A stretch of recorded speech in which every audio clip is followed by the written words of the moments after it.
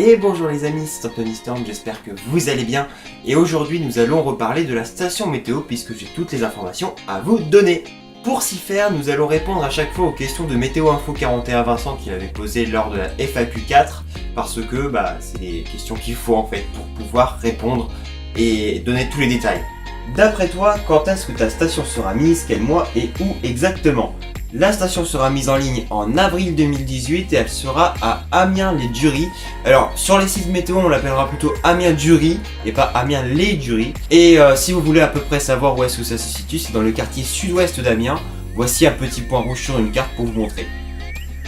Lorsque tu communiqueras tes données, tu les communiqueras sur quel site et pourquoi ce choix? Les données sur cette station seront disponibles sur Météo Ciel, Infoclimat, Weatherlink, bon ça c'est un peu la base.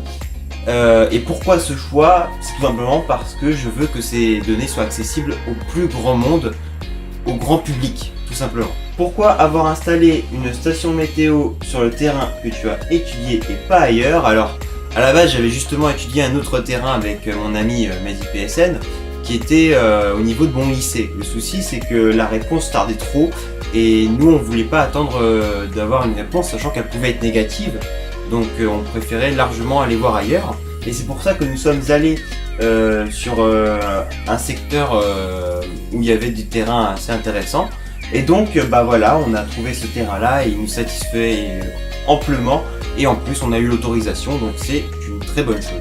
Pourquoi as-tu choisi la marque Davis et pas une autre? Alors pourquoi cette marque là? Simplement parce que je trouve que c'est une marque très fiable au niveau des données et en plus de ça elle n'est pas trop chère par rapport à ce que font d'autres marques, donc c'est vraiment un bon rapport qualité-prix et de toute façon en plus c'est le modèle qui est à la mode, la Vantage Pro 2. C'est le modèle que beaucoup achètent aujourd'hui.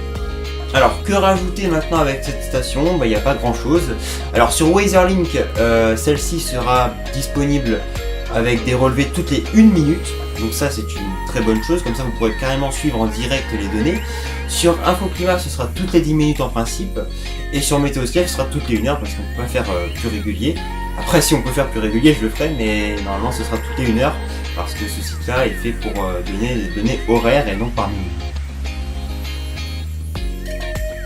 Voilà les amis, donc du coup pour cette vidéo d'information, donc voilà, elle arrive, cette station elle est parfaitement confirmée, il ne reste plus qu'à voir avec le budget, mais ça normalement c'est pour ce mois-ci le budget, donc on achète tout ce mois-ci en fin du mois et après on installe tout en début avril.